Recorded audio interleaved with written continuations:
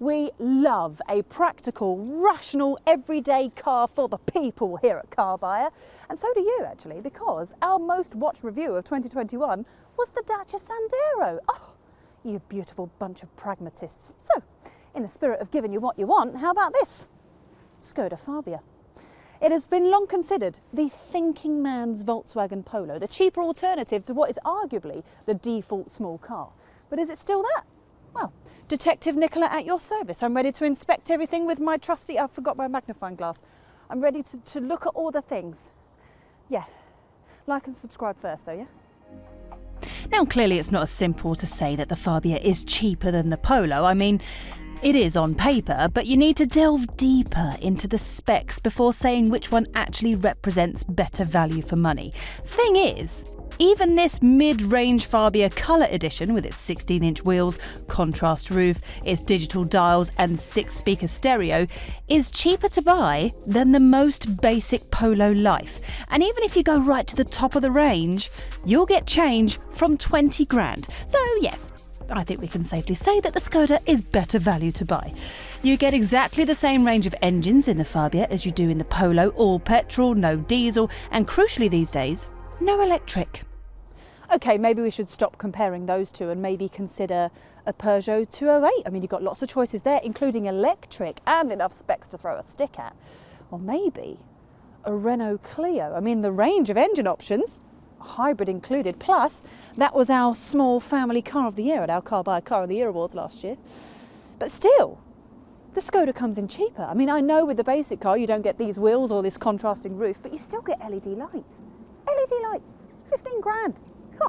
Oh, and on the inside, now, there are some spec differences between this colour edition and the standard version as well, but every version comes with a touchscreen. This one's a little bit bigger. It's 9.2 inches over the 6.5. And also, they've changed the buttons for these less responsive, touch-sensitive ones just to be a bit more fancy and a bit more upmarket. I mean, I'm not sure why, but I mean, it's fine. It's not the most intuitive, but it's also not the most complicated. It's fine.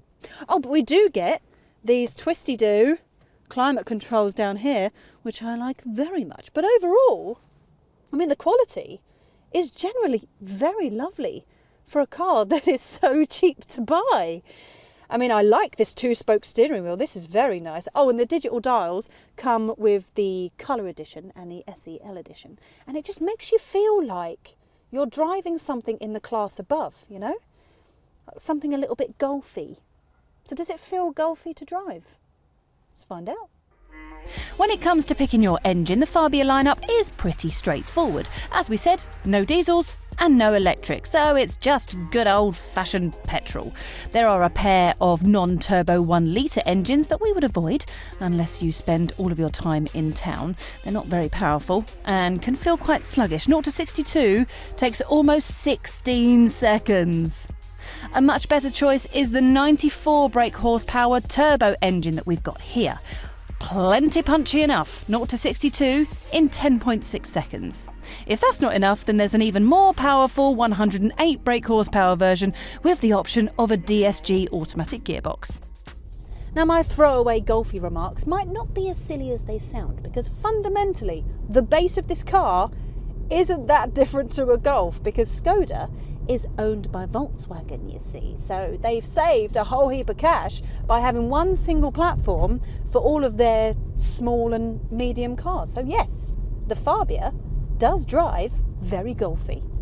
It feels solid, dependable, trustworthy. I mean, where it's wider than before, it feels a lot more stable, a lot more secure. And it's not sporty or as fun as a Ford Fiesta, but it is more comfortable. I suppose a Renault Clio will give you a better balance of those two. But this Skoda Fabia does make you feel like you're driving something bigger, something more golfy. Oh, I'm annoying myself now.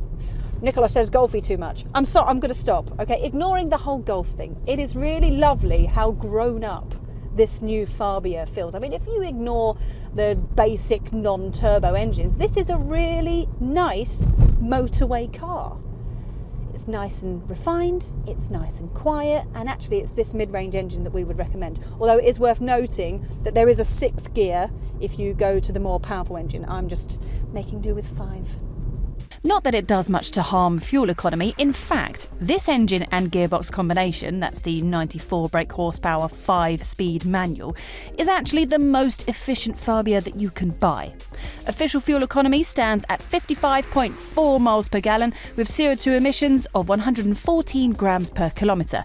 The other engines don't affect the numbers all that much. The auto box will have a bigger impact, returning around 5 miles per gallon less like for like. But that's no big deal, really. I mean, we'd say if you can go for the manual, go for the manual, because this has got a nice, light, precise feel to it. And I don't know if it's just because I've been driving lots of SUVs and lots of electric cars. I'm just really enjoying changing the gears myself.